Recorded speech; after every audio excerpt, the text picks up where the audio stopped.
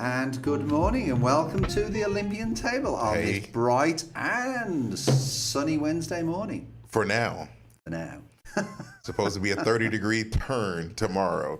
That's ridiculous. I don't know what this weather, this is the most bipolar weather I've ever seen or felt, shall I say, and seen in my entire life.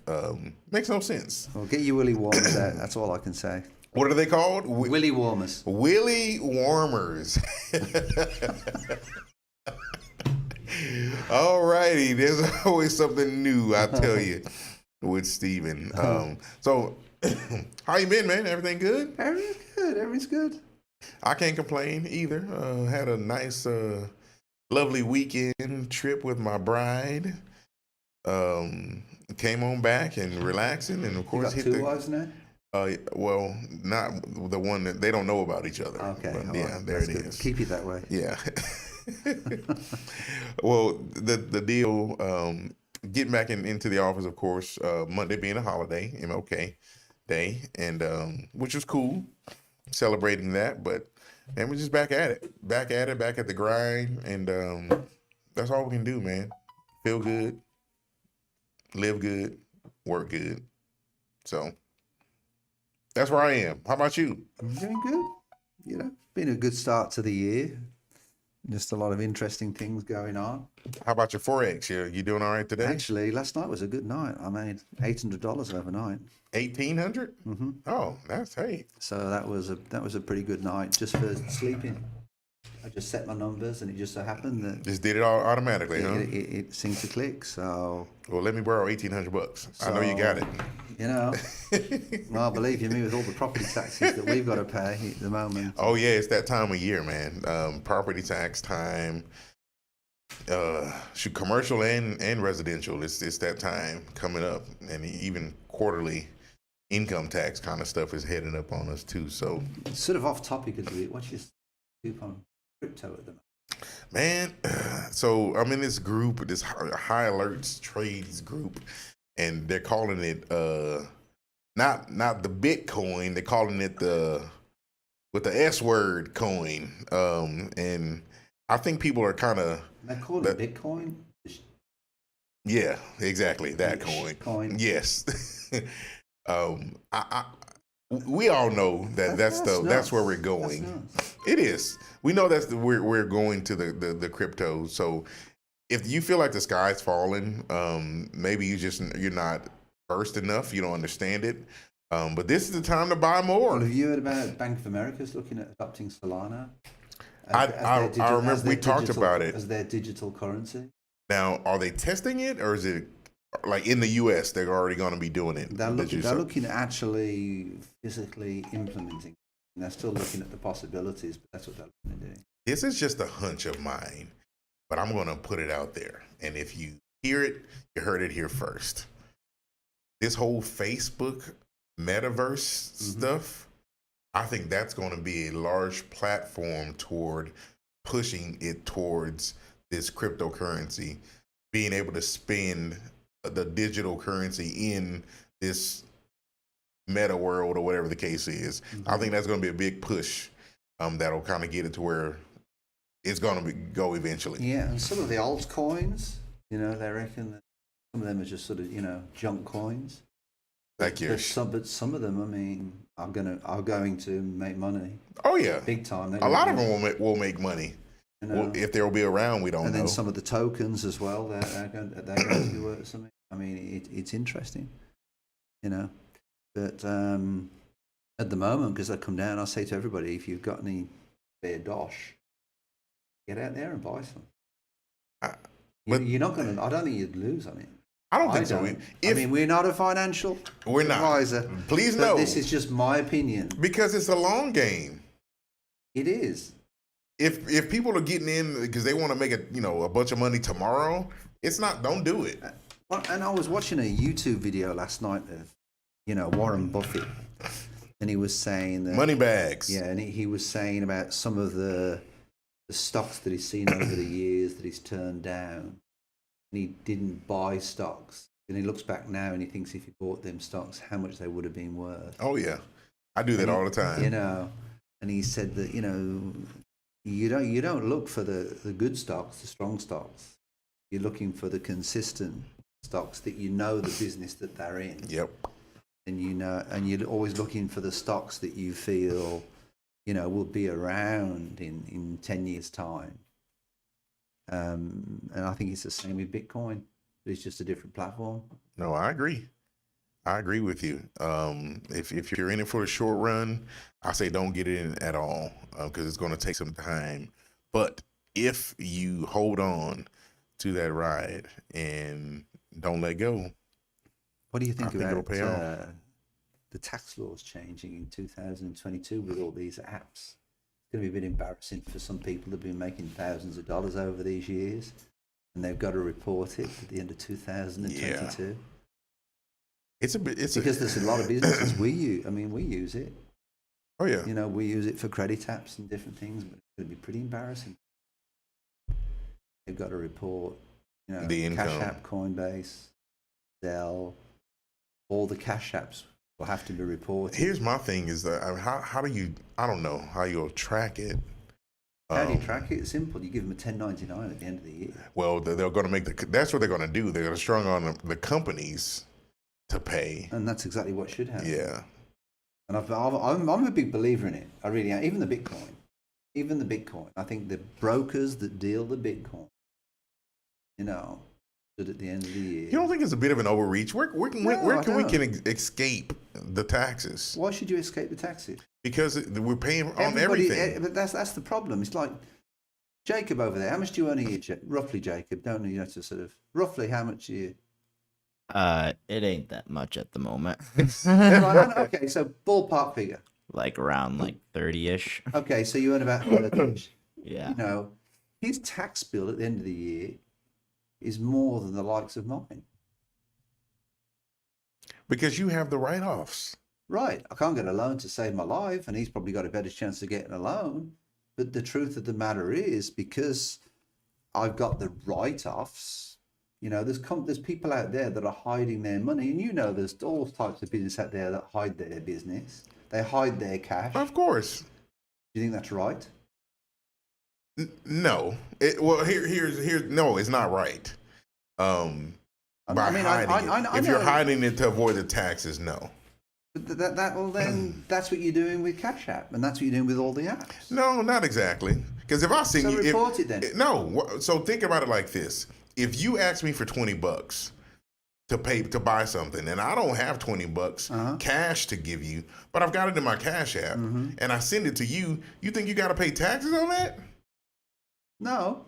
That's what I'm talking about. But that's Cash App is used for those transactions as well. So how do you differentiate between? Well, businesses are using it now. I know one business now that I was talking to 2 days ago.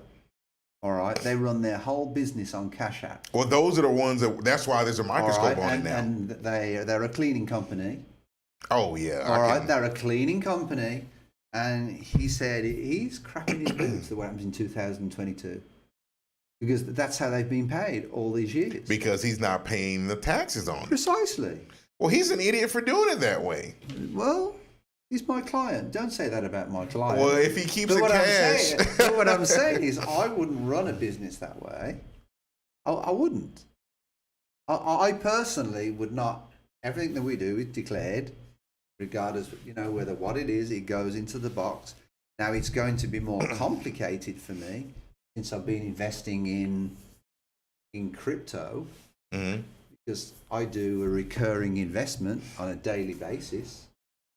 It's only a small amount, so that's a huge amount of money going into to different cryptos and stocks and everything else. As a business, I don't disagree with you. But as a person to person, James, let me get $100 and I send it to your Cash App. You shouldn't have to pay taxes on that. No, I don't think you should. That's where they're going to have the difference. No, and I agree with that totally. But I do think that there's individuals, as always, it's the few that ruins it.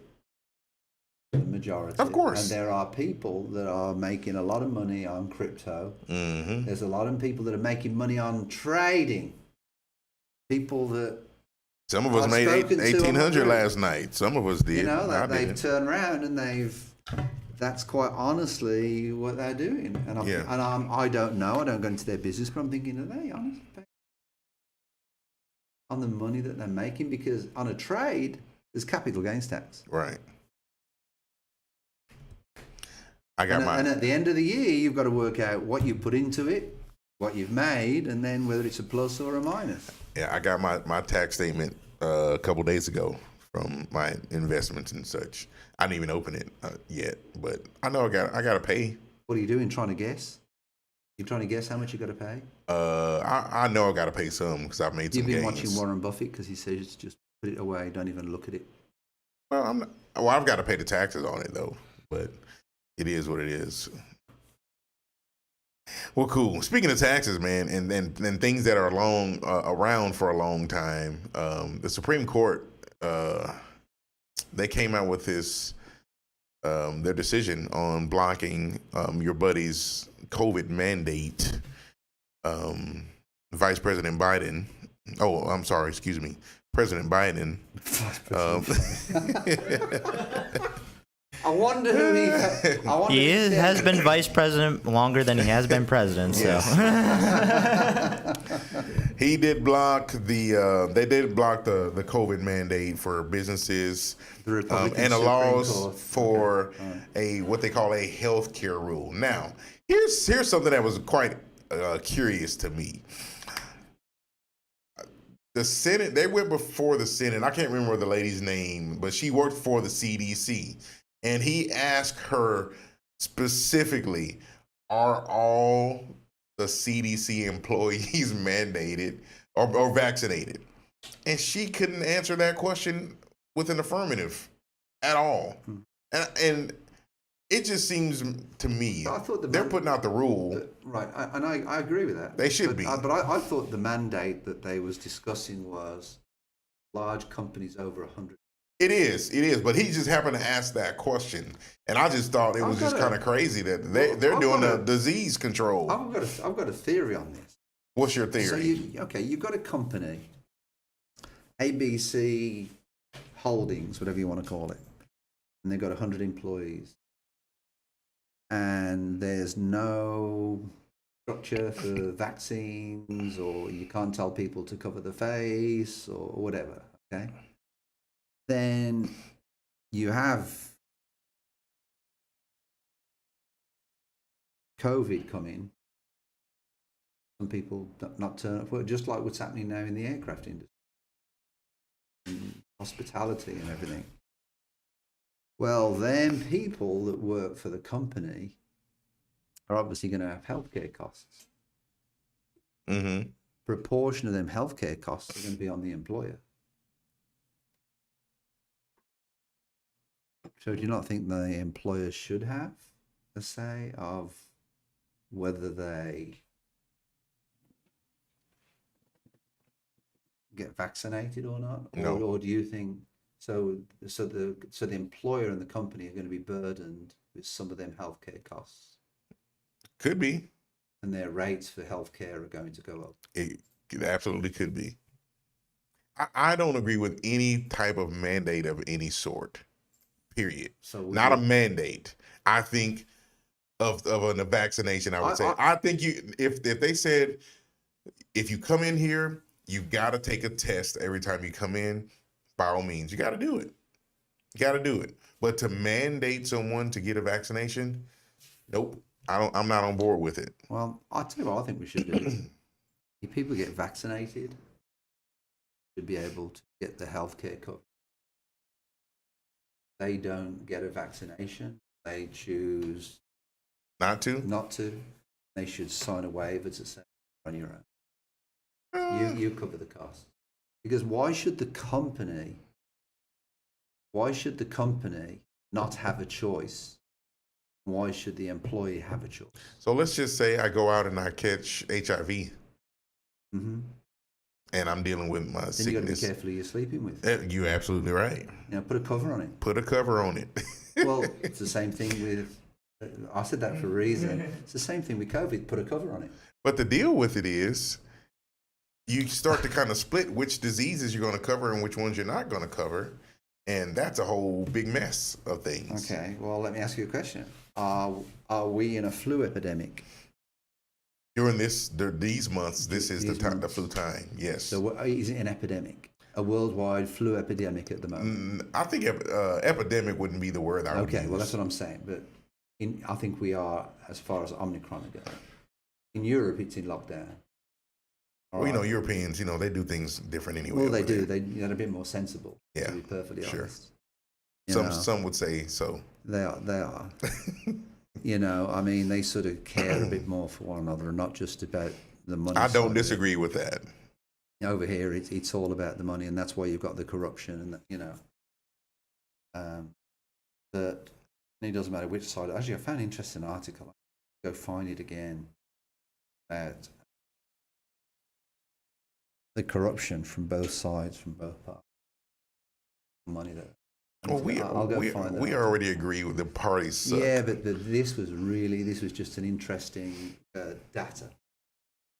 It was just pure data. So I need to go back and find that in my notes somewhere. I'm going to hold you to it. Don't forget. Write it down. I understand what you're saying, but I really feel that I think healthcare is a huge problem over here. I think people should have. I think basic healthcare should be provided. In Europe, healthcare is not free, regardless what propaganda they say.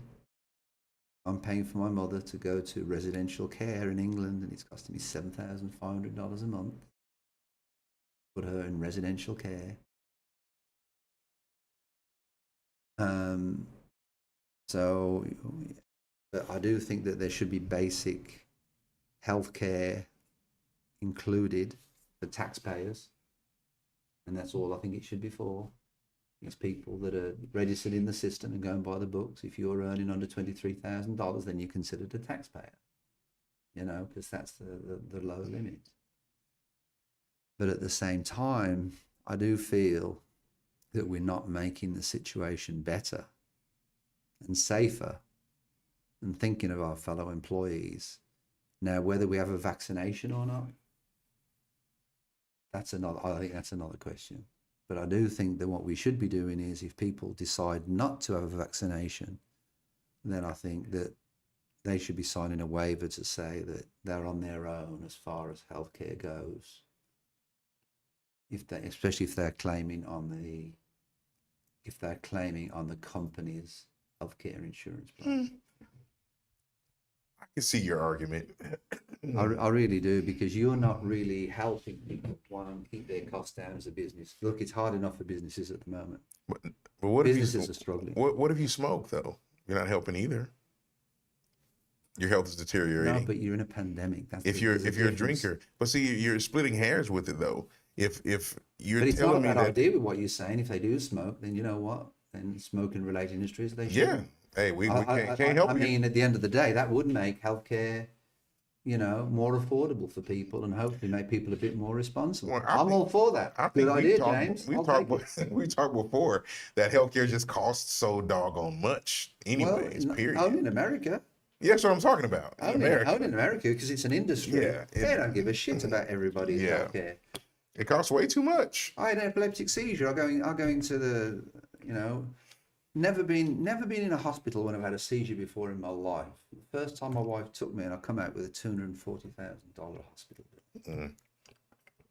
That's ridiculous. I had no insurance, and I sold a business at the time that I built up over 7 years, and I sold that business to pay that healthcare. And then by the time I paid off the last bill, do you know what the guy said? Why didn't you ever negotiate it down? We would have probably took half of it. Now you tell me. On the very final payment, when I paid it off, I thought like I'd won the jackpot, because that was all behind me. Now it was free and clear. I could move forward. That is all screwed up. It is. That is all screwed up. Yeah, it is. And even when you look at you, and even working out the bills for healthcare, it's so complicated. It most definitely is. The frustrating part for me is that even when you get a bill, it'll say, oh, this is not a bill. It'll show you what your coverage is.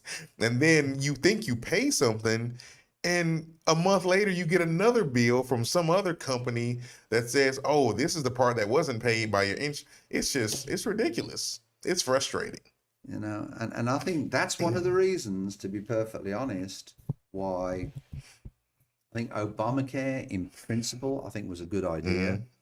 I think it was called the wrong thing, because it just set a lot of people just against it because of the name. I think in principle, Obamacare was a really good idea. But the truth of the matter is, because of the system that's in place at the moment, it was upsetting so many people, and people were starting to lose so much money. This actually happened to me. I called up a doctor, a neurologist in Houston, when I had the seizure back in the year last April. And I said to the doctor, I called up this neurologist that I'd been recommended when I was in hospital. First time talking to him. Right. Okay. When I was in hospital. Okay. Because the neurologist at the hospital Dr. Lee does not practice. He's only in the hospital. He doesn't have an outside practice, but they advised me to get a neurologist. So I called him up. So he gave me a list of names. So I called up all these names. This was in, I think, October. I called up. The earliest appointment they had for me was in April. Now, it just so happens that I know a very, very good friend that works in the medical industry. We're not going to say who that is, but he works in the medical industry. And they said, leave it for me. I called up that person, called up that particular doctor. I had an appointment in 10 days. They can do that. And when I actually got to see this doctor, I turned around and I said, why is it when I called him? He gave me an appointment in 6 months' time. And when a doctor called me up, when it wasn't a doctor, but it was somebody in the medical industry called me up, then I get him within 10 days as a favor or whatever. And he turned around and said, well, what we do is we keep a number of slots open. But one of the main reasons we do that is because when we're negotiating with the insurance people are basically looking at how long our waiting list is. So what they're saying is, well, we'll pay you, this is what the insurance companies do, well, we'll pay you a little bit more for the first consultation if our clients and the people on our plan can move a little bit ahead of everybody else. Now, what happens if somebody has a more dire need or something? Yeah. They've got a heart coming down the pipe. And that's, to me, and the other part, I don't know if I've ever told you, was when I first became an epileptic, Dr. Jevons, I still know him because he knows me as the Olympic epileptic. That was his nickname for me. And he turned around to me and I went back to see him and I told him what drugs I'm on about 3 years ago. And the cost of the drug over here, the cost of the drug over there was about times 10. I believe it. Times 10. And we've got an agent in this office that has Parkinson's disease. Do we? Oh, yes, we do.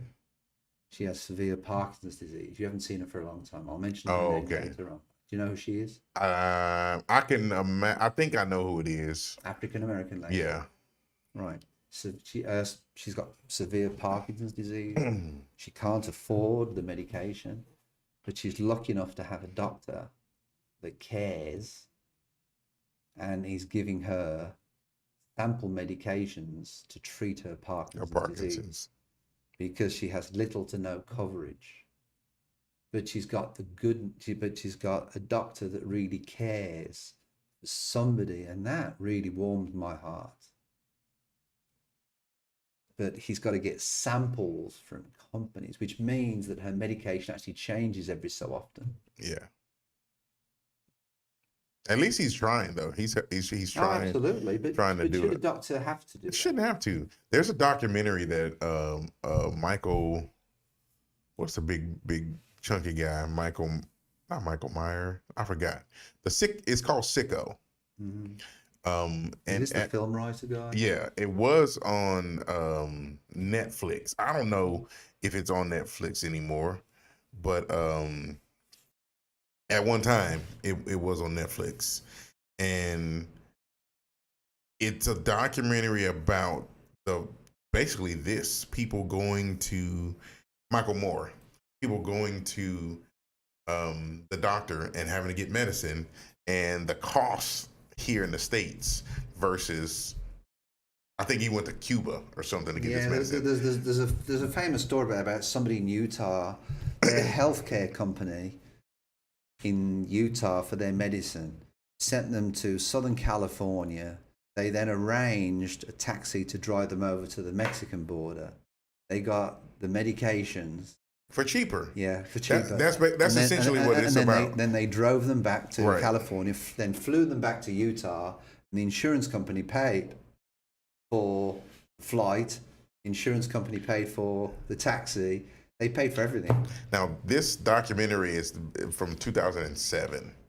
So you can, how long ago it's been, and here we are today still sitting here talking about this same healthcare crisis that we're dealing with. But this wasn't even on the agenda. But of course, this is but it's a part of it, man, because you got, like, to your point, the Supreme Court's involved in telling people, oh yeah, you can't have the mandate on it for these private companies, but then you got folks that are gonna get sick, and they're gonna be on insurance, and it's gonna cost that company more money. It is going to cost the company. So it's just it's an ongoing cycle. Look how much the first round of COVID cost companies. Yeah.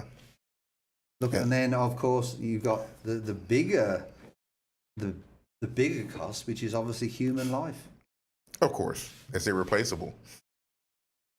And it's so interesting because my mom's in residential care in England, and the other side of the coin is when I went to England, I was there for 11 days, and I had sticks up my nose for 17 days, because every time you go in, you've got to get a test. And then then there was the stuff that the government did, and then you fly through Holland. Then you've got to do one there, and you've got to have all the documentation. I mean, it's a pain at the butt, but the truth of the matter is, you do feel a bit safer, and you feel the people. Yeah. A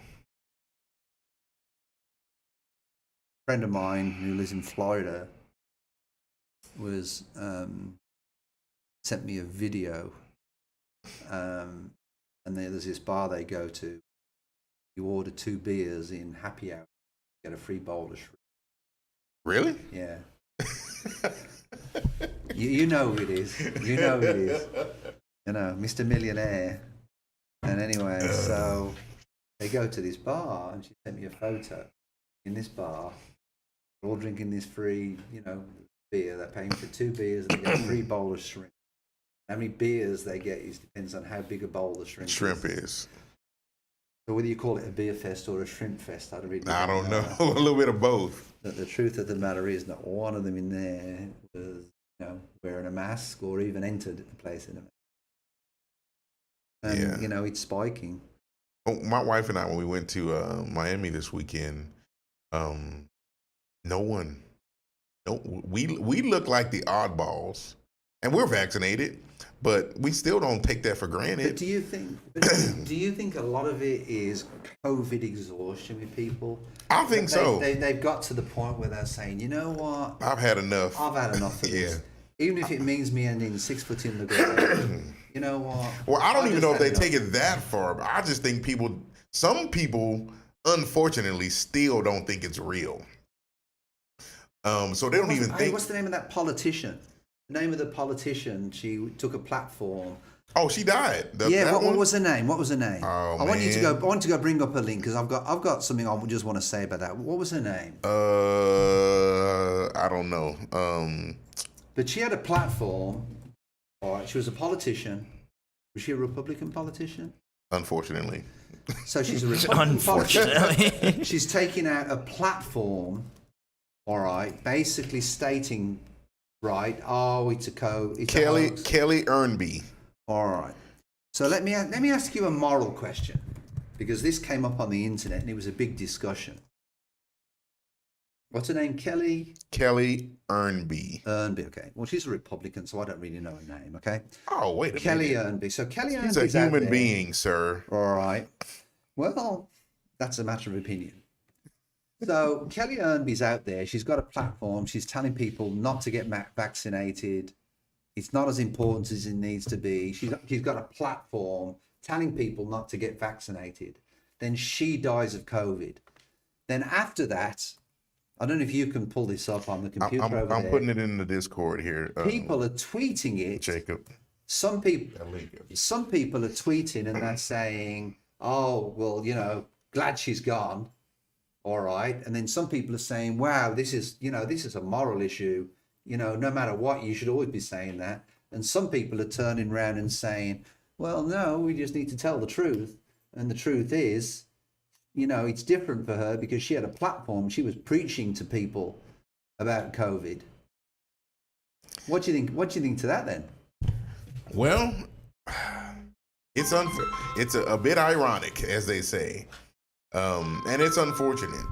I think people don't realize that their words matter. And when you have a platform as large as hers was, in that area, she was I don't know that she held a position. I know she was Republican and she was running for a position, but the fact that she died from the very disease that she was telling people not to get vaccinated against, it's kind of telling. I'm trying to find something online. It's kind of telling. And then I'm going to send you a link. So it's in your computer, can you put Kelly Earnby tweets? Yeah, Twitter? I can do that real quick. and see what comes up, because some of the Twitter comments that came in, you could from her or no, about just her? from people in general. Oh, okay. It's like, and then there was a big article and discussion online because, well, you know, it's different if it's somebody else. She has a platform that she's telling people not to get the vaccination, you know, not to wear a mask. So, you know, she deserves. Well, you know, Stephen, they killed her. Who killed her? The government? Yes. Oh, they did. Was that the implant that they put in when they gave it? They killed her. But they made an example out of her and killed her because she was such a loud voice. Is that the new conspiracy? I don't know, but you know, there's somebody out there that feels that way. Hey, who killed Kelly? What's her name? I want to know what happened to science.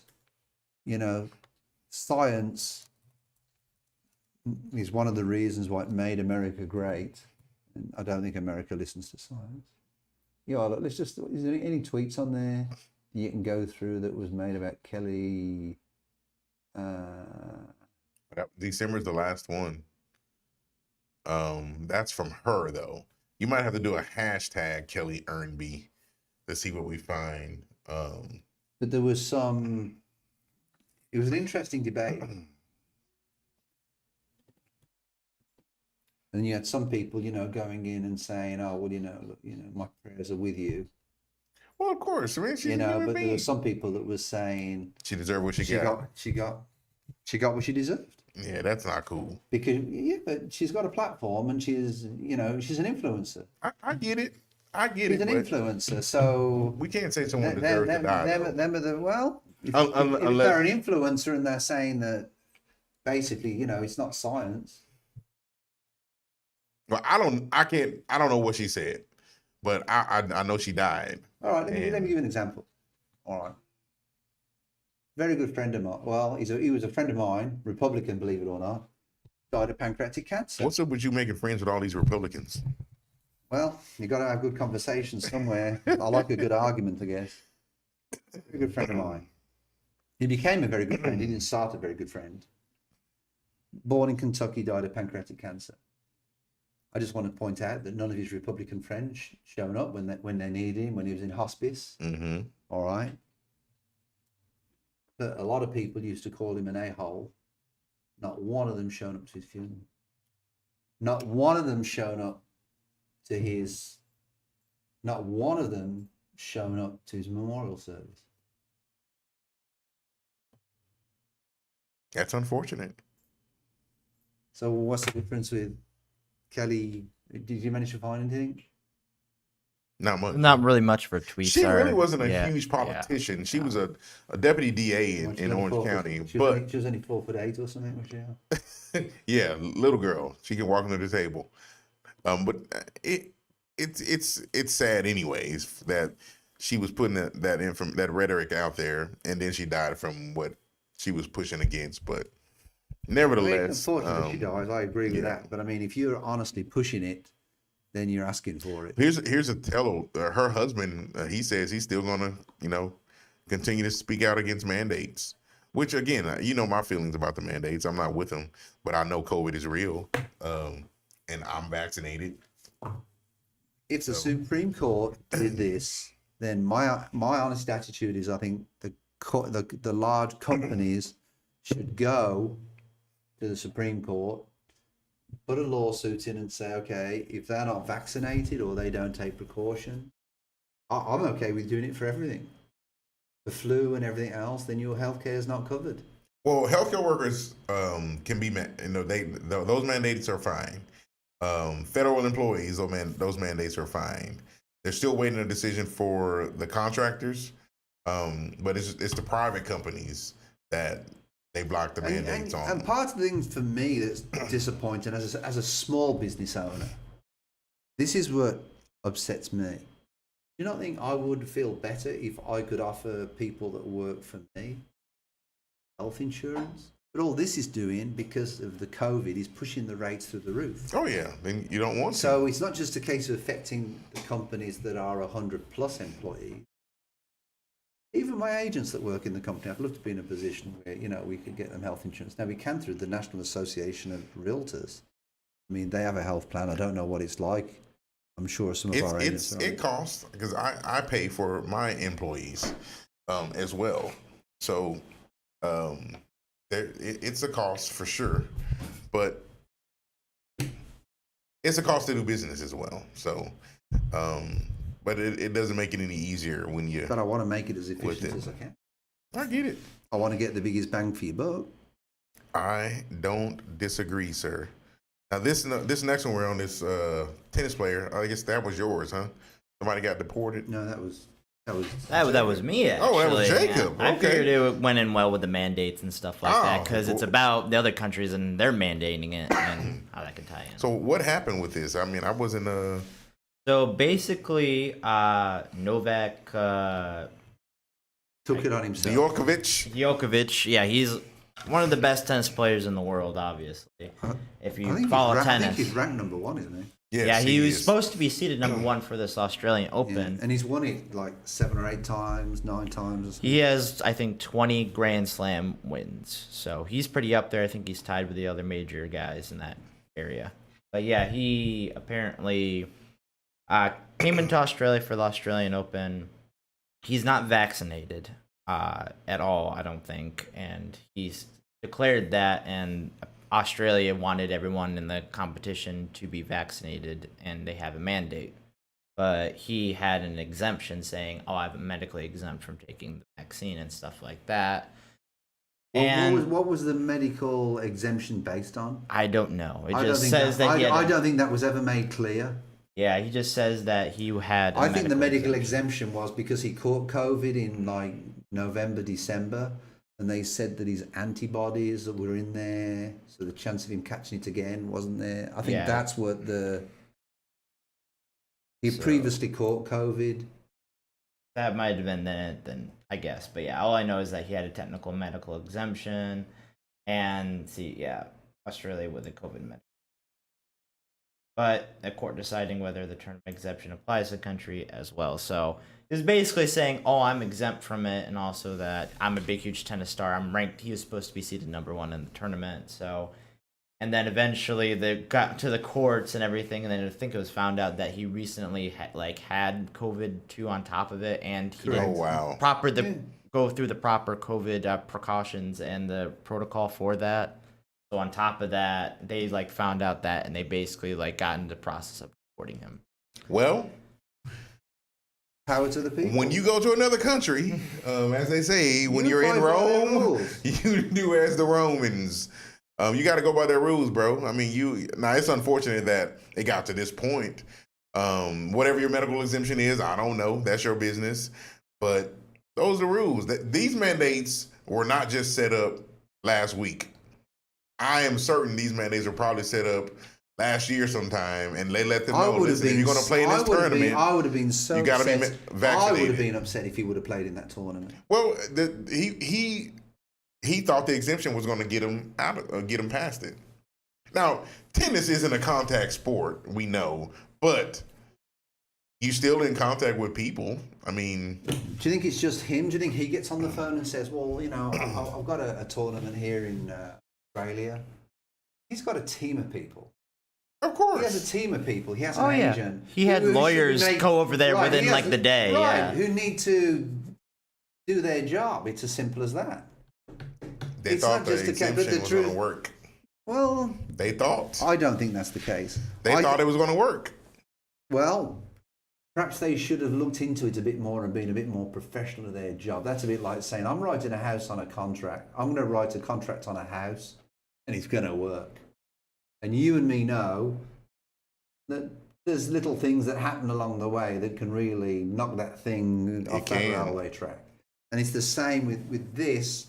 I think there's a certain amount of arrogance. I'm so glad that Australia kicked him out I used to live in Australia. Australia's a wonderful country.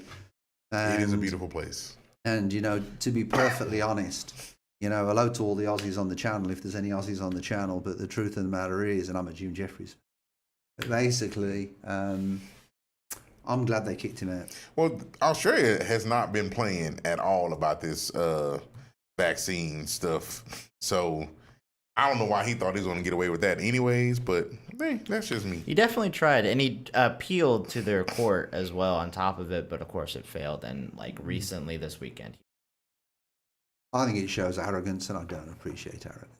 And then I think there's supposed to be a French Open here soon, and they declared that you have to be vaccinated, no exemptions, after, I think, the wake of this. So I don't think he's going to get away with it in France either. And I think it's on different levels. If you're competing on something that really is international, and you're traveling from country to country to country, it's like, we've got the Olympics coming up, February the 3rd, Winter Olympics. And then you've got the World Championship, World Figure Skating Championship coming up after that. You've got people coming there from all over the world. You've got spectators coming from all over the world. I just seen the Olympic trials on TV, believe it or not, on cable. Because where I stayed, they had cable. And I watched the US Olympic trials for speed skating and, for figure skating as well. And I've got to tell you, I've never seen so many masks worn in the stadium, and it was sort of reassuring in a way. Right. I mean, it doesn't look the same, doesn't feel the same. One of my friends turned around and says, "I'm not wearing a mask because I don't want to feel like a horse." A what? With a horse with the feed bags they wear. Yes. Come on, man. But wear the mask, follow the rules, stay safe. Anyway. So it's another country you definitely want to do that. Move on to market news, right? Yeah, absolutely. So, James, I want you to sort of put your angle on this, and I actually put it in there for you to just put your angle on this. When the stock market, when the interest rates rise, what's your opinion on how that affects businesses and how it affects the stock market in general? So first of all, let's talk about the interest rates. When we're talking about the interest rates where the feds come out and they change the Fed rate, quote unquote, we're talking about the money that banks lend to one another overnight and how that yield is, and not directly affected to long-term rates like mortgage rates, right? Of course, when rates go up, things cost more. That's just inevitable. That's just one of the symptoms of the increase. Mm-hmm. And when they go up, people can afford less. But it's just kind of one of those things. It's an inevitable kind of situation. And when we're in a position where we are now, where things are scarce, products are scarce, we don't have these big surpluses like we had before. It's a bit of a pickle because people are so used to things costing a certain amount, and then when they go up, you got the ball of whining and complaining about, oh, this is cost so much, and this is that, blah blah blah, like the sky's falling kind of deal. But that's not the case. Stock market, it's volatile. I think it's down today, as a matter of fact. Can you go to the top of the article? You scroll down. I wanted to go to the top. Down 16 points now. But the interest rates go down a little bit, and I just at the top of the screen put what happens to the stock market. The interest rates for mortgage rates, typically they go the opposite. Typically they'll go opposite of the mortgage-backed securities. So if they're yesterday, if they're down, they were down big yesterday. Typically interest rates will go up. Right. But if they're up, they're the opposite. Let me just this is what caught my eye when I read this article. With the trading that I've been doing, I've got to be honest, I'm doing a lot of reading around this to find about markets for different countries, because you're trying to find where a currency is weaker, with forex and such like. But it was interesting with this particular article, it says, what happens to the stock market when interest rates rise? And on the first paragraph, what actually says is, with the Federal Reserve now widely expected to jack up interest rates in March, beat the rampant inflation. Do you think that's roughly March is when they're going to put up the rate, in your opinion? Oh yeah, usually it's first quarter. In the first quarter is when you'll end up seeing the increase, and then it'll go up again in June.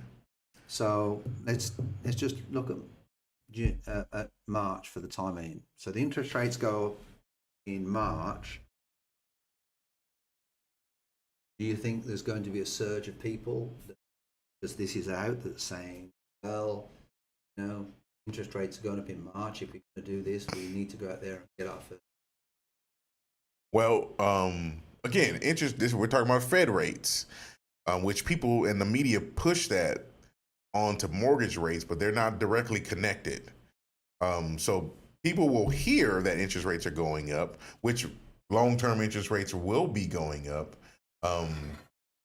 So you will probably see a push of people trying to get on the ladder, but they're going to be grossly disappointed because rates are not what they were last March or even last January, so to speak. So it's for the next few months, we got to kind of hold on and see what happens with it. See what the Feds do. My personal feeling is, as an investor, I think now's the time to buy. I really do, because as soon as they put that interest rate up, again start to cut. I really do. I think that's a possibility. Yeah, we'll see. And then the other side to this is, a lot of the earnings are down for a lot of the companies. But I think a lot of that is because of employees' expenses going. A lot of companies now are paying a lot more for fees. That's affecting, their profits. Sure. So I just thought it was an interesting article, to be perfectly honest. The S&P has been resilient around the start of Fed hiking cycles in the past. Costin knows but one would interpret that resiliency. Costin speaks of in different ways. First is that the stock market didn't fall off a cliff as borrowing conditions became tighter, but losses did come to market goers. The S&P dropped 6% on average 3 months following the first rate increase of recent cycles. So it's a very uncertain time at the moment in the stock market, and the trading, because I trade Nasdaq and I trade S&P 500 and I trade gold as well, and it's I just think it's an interesting time. It's very, very volatile, but if you're on the right end of the volatility, then you're about to make some money. And the GB, the British pound against the US dollar, has shot through the roof. Well, we'll know next week. That's the first meeting of the year, next Tuesday. How often do they meet? Every other month. So they'll meet in January. They'll meet in March. That's roughly how it'll go. They'll meet in January. They'll meet in March. They'll meet in May. Now it's all down at the moment. Everything's down at the moment. NAS is down. Russell 2000's down. It's down. Crude oil's up. Dow's up a little bit. Well, 17%. That's not bad. S&P's up a little. So Bitcoin's down. It's all down, man. It's all down. But now's the time to buy. But guess what is not down? Mortgage rates. Mortgage rates are on the rise. And that was where I was, I said to you, what effect do you think that will have? Well, and yeah, I just wanted to make sure we differentiated the Fed rates versus mortgage rates, because Fed rates are short-term, mortgage rates are long-term. Rates are higher, shall I say. They're still historically low, but they are higher now than they've been. What's the average rate in the last, I would say 2 to 3 years or so? Well, I just want to tell everybody on the channel, the first house I bought in America in 1995 was an 18%. And you loved it. Did. And I made money on the house. You bought it and you had no choice. I made money on the house. Here's the problem right now.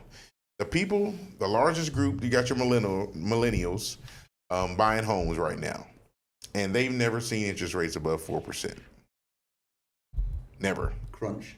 So now that they're in a market to where rates are going to be above 4%, they feel like, oh man, y'all taking advantage of me, or you're ripping me off, or you blah, blah, blah. That's not the case. That's just what the cost today. That's what it costs today. So that's where we are. I think we're still hovering around the high 3s now, but it's going to get above 4. It will. I want to make a little topic. I want him to clip this. Say, now we're expecting interest rates to go up, correct? They will. So what I want to know is, for the record, and we need to when that rate goes up, we need to review this. When the interest rates go up, are saving account interest rates going to increase? Well, here's the deal. You're still mixing the two. Those rates are different. Those are your shorter term rates and your mortgage's long term rates. But to answer your question, I still think no. I don't. But I don't think they'll go up at all. They're indexed completely different. They won't. The savings rates are terrible. Quite frankly, if you have your money in a bank, in a savings account, it's the worst place to have it. And banks are for transactions. Go in, make a deposit, pay a bill, whatever. I put your money somewhere else. My mom, didn't you, with England, right? You know, she's in residential care. Right. We sold a house. We pulled the money out. The bank was paying me 1/4%. A quarter. 1/4%. That's what I money. So I pulled the money out. Let's see the rule of 72. So I basically pulled the money out, put it into properties over here to pay the notes off. So we're generating that income. From a tax point of view, I don't know if that's a wise thing to do, but we did it. So that then is funding my mom rather. And then when I pulled the money out, the bank in England turned around and says, "Why are you pulling the money out? Because you're only paying me 1/4%. Well, perhaps we can stretch it to 1.5. Yeah. No, perhaps. It's okay. Don't worry. We'll invest it this. We do property management, so, and I still believe in owning properties and investment properties. It's just people don't do it properly. It's like anything. It's like people doing trading. They lose thousands of dollars because they don't follow the rules right. And they don't understand it. You know, get a good property manager. Don't just pick them on price, but get a good property manager that manages the property, keeps your value up, keeps it safe for the tenants, and the returns will come in. What's on the agenda next, mate? Next. Oh shoot, this is what we were closing with, right? So, let me pull this article up. I saw a lot of people get all up in arms when this came through. Navient, who is the federal servicer for student loans, it's been several different companies over the years, but they are who have it now. Navient is canceling $1.7 billion in student loans, is what this article mentioned. And on the front end of it, you're like, oh man, that's amazing. That's great. What's the catch? Until you see that this is going to impact about 66,000 people. Now, according to my calculations, that's about 15 grand a piece. Jacob, University of North Texas. Yes, sir. Would you say that it costs quite more than $15,000 to attend that school per year? If you're talking just tuition, all of it, because you got to pay. If you're just calling tuition, then yes, but with everything included, and especially if you stay on campus, the housing, the food, and all that rest of the stuff, and all the textbooks and stuff, I would say no. We're paying about 30 grand a year at the moment. 30 grand a year. With the apartment. And this is UTSA. Yeah. Born in St. Oh, that's Texas State. Texas State. Southwest Texas, that's where I went. Anyway, so what I'm getting at is 1.7 billion sounds like a lot, but it's a drop in the bucket It is compared, especially when you look at the student debt in whole of how many trillions. Trillions. It is. That's my point. So 66,000. I think there's 75,000 kids at A&M. That's one campus. You know, Yeah, I think it's not really that much. My personal view is, I don't know how it would be accounted for. I think that's a higher level of intelligence, if you want to.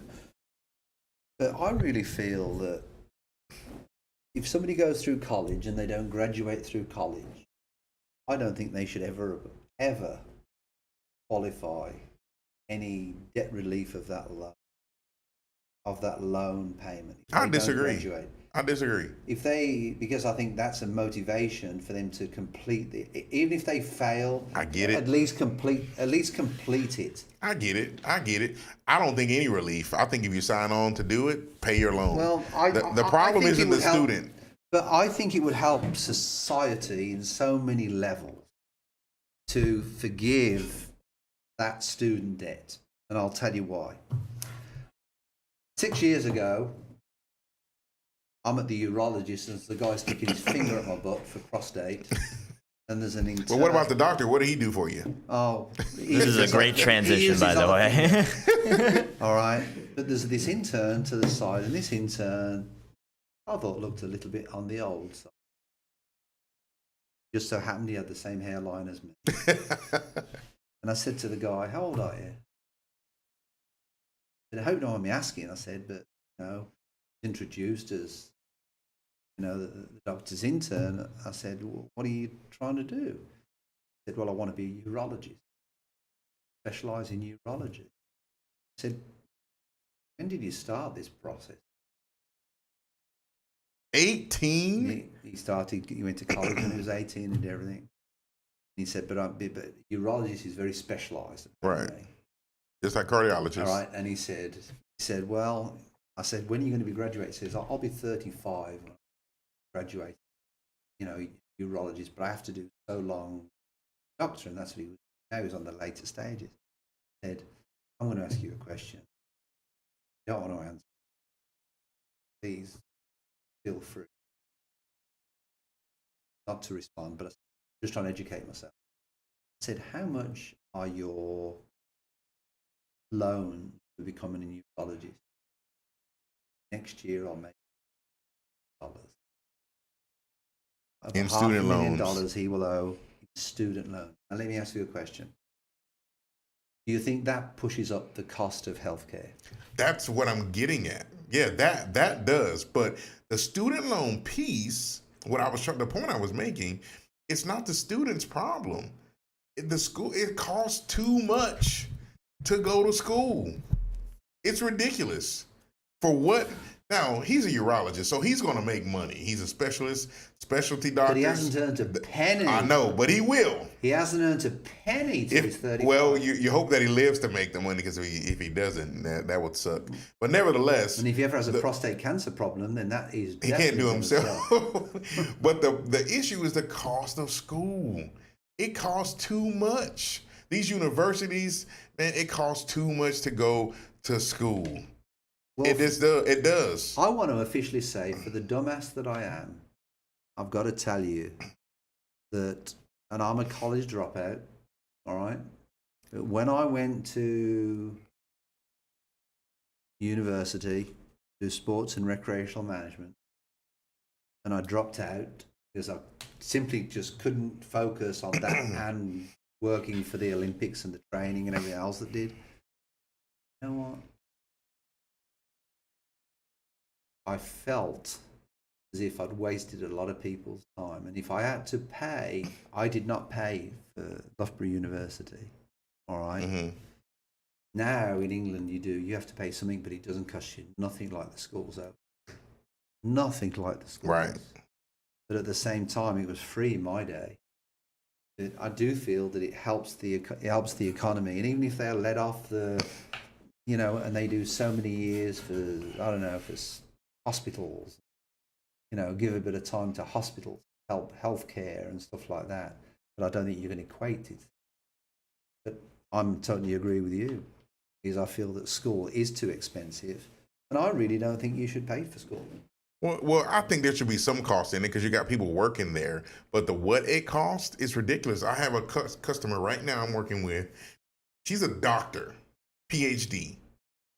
She makes less than $40,000 a year, and she has over almost $200,000 in student loan debt. And for what? So the system doesn't work.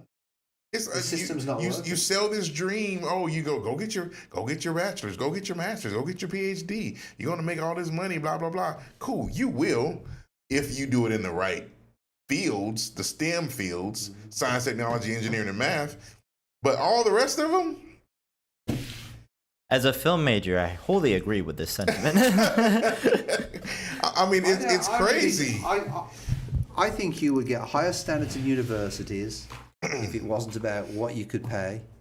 I think you would get a higher level of production because it would be based on a higher standard of student. They would be more selective by getting rid of this old. Well, it's definitely going to be about the money's going to be there, but I think, and I haven't done any numbers, but I stretch to say that within the next few years, enrollments may be down because you got so many people getting into the market of like the cryptocurrency. Hold on, let me finish this. The cryptocurrency and the stocks like you're into, and you got these overnight successes, and a lot of kids are thinking that's going to happen. So I don't know, the money thing, it's a piece. Here's another point that you can clip later on, and it's not on the list. This is another sort of... Are we taking a turn? No. Still in the same... It's still sort of in the healthcare issue, okay? You've got these colleges, universities with research departments. And this is one of the problems that I feel that you have with capitalist societies. What I'm going to tell you now does not apply to Europe colleges. So what you've got is you've got people in university environments, and they're there to teach the students, but also there's another arm on the side, which is research. So the people that work in these colleges, they're expected to do their work, and then they're also expected to do a particular level of research. Now, the reason why they want them to do the research is because you've got these big corporations coming in doing research projects. So when you have, and this is part of the problem with the food industry at the moment. So, for example, there was a study done in the 70s on how sugar affects daily life of an American. Mm-hmm. Who do you think it was sponsored by? The research? Mm-hmm. FDA? Who? A sugar company. So when Imperial? When they do a research paper on the product, they've got, the people that are doing the research and everything else, but then it has to be disclosed on the second point on the research paper that this research was funded by. Right. Now, do you think the people doing the research are really going to say bad things about sugar because it's been sponsored by the sugar company? No, not at all. Not at all. I think this is part of the problem. I've just gone on this keto diet. Right. Okay. And I've never felt so good mentally, physically, because I'm epileptic. I would recommend it to go on it. And I've never felt so good, and I've lost a bit of weight, so I'm happy with that.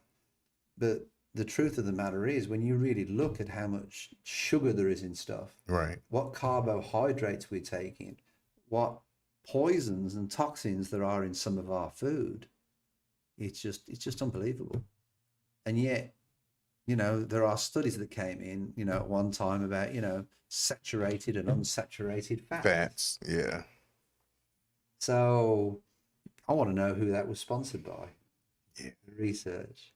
And that's what's so wrong. It's like I'm really thinking to myself, okay, why are these studies being done? Are these studies being done to push a particular product? So it cost them $2 million for research to give to a school.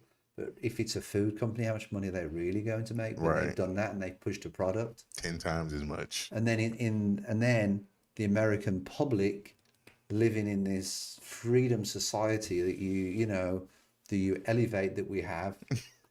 I'm sorry, I don't think it's as free as people think. But the truth of the matter is, no, you've been shoe sacked. I mean, you've just been led straight up the garden path. I mean, at one time, how many times do people turn around to you and say, healthy in the morning, have your cereal? What would your grandmother say? The healthiest, the healthiest meal of the day is breakfast. Or the most important meal of the day is breakfast. Yeah. All right. Did you eat breakfast today? That's not true. No, I eat one meal a day. I haven't either. I haven't eaten breakfast. One meal a day. Years. And now, even if coffee is done properly, there's more minerals and healthy benefits in drinking coffee. Speaking of, I got to get some on the way home.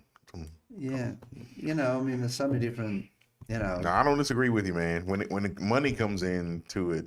It just takes it over. And that's part of the problem, I feel, with...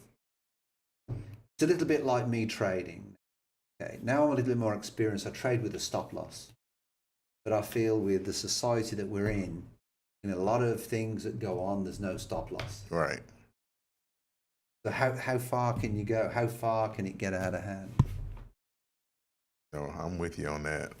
And that's really what's missing is that little bit of, I mean, like myself as an Olympian, I couldn't have been an Olympian without the dedication. All right. And most of all, not just the dedication, but the discipline. Yeah. Of saying no to things. That discipline for sure. And that's the part that people don't see. They see you driving a fancy car at the front with the fancy lights and, the chrome plate. Oh, I want to be just like that. They know. And they forget that there's an engine inside it. Then you look around the side of the car and all of a sudden the wheels are falling off. Right. But I really think that everybody should have a little side gig. I do think there's a new wave of people coming in. I do feel that I've experienced it since I've been doing the IM Academy thing. I've experienced it. Just a bit of a second income.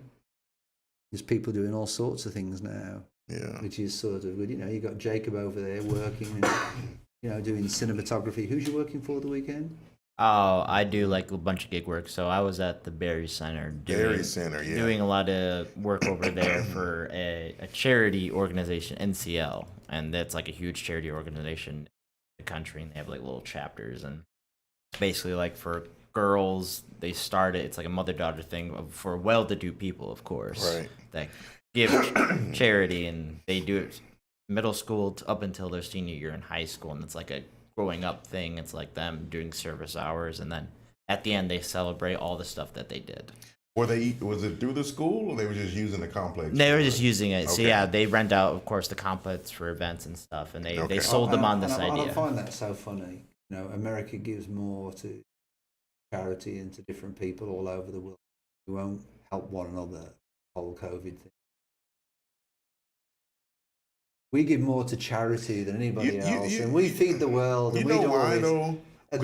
And then we don't help Americans. Don't help Americans because we want to beat our chest. That we're kind of like the world police of some sort at times, and it really don't matter. We get into other people's business, and we don't take the time, like you said, to talk with one another. Even if you have differing opinions. Okay. Now, if we disagree, you hate me. If you don't agree with what I say, you hate me. You don't love me. You don't appreciate me. So now we can't be friends. We can't talk. I'm not going to help you out. But let me tell you something that I learned through Olympics. As a competitor, if you're beating your chest, never ever underestimate the competition. You can't. Oh, you never underestimate. And so that's the Achilles heel in the American system. It is. We're all beating ourselves. Well, we're a patriot, and we've got the biggest navy, and we've got the biggest army.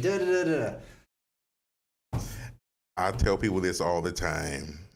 These exact words. Don't mean shit.